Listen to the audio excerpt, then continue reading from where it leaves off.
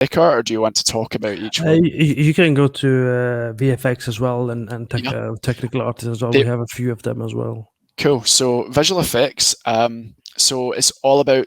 This is going to sound like a really obvious thing to say, but it's all about the effects, right? So you you don't have to always have these big lush environments to show off your effects, and it's perfectly acceptable to show an effect in nothing, like just in an open space, and just show the effect happening. Because sometimes if you have like a really bright background or something, I might not even see the effect and see the complex particles that you're working with. So that doesn't mean don't use environments, because it's similar to lighting. If you want to convey a certain thing, if you want to say this is going to be an example of this player walking past this tripwire and then the bomb goes off, and I want you to see what that looks like in relation to the player, then use that sort of thing, and similarly get that feeling across. But the similar to lighting, what engine is it in? What did you use? Why did you do it that way?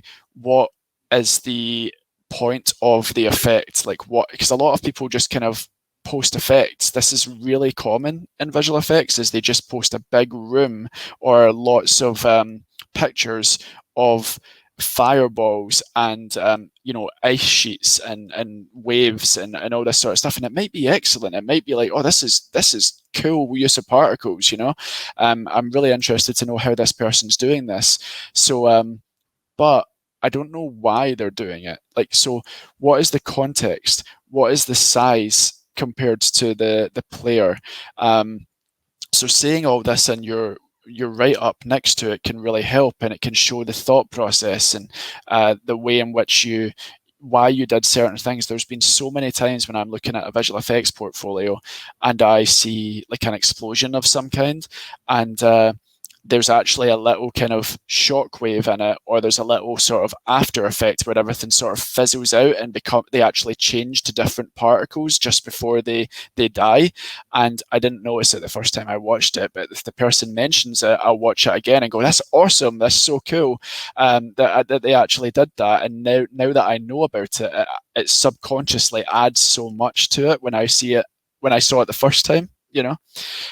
So having all that sort of stuff in visual effects is really important, because it shows, and having like actual, even though you can just show off effects in a blank environment, showing the source of the effect with the real environment and a player character or whatever, that can show off timing and good examples of what your understanding of good timing actually is, especially if you're doing stuff like gunshots and stuff like that.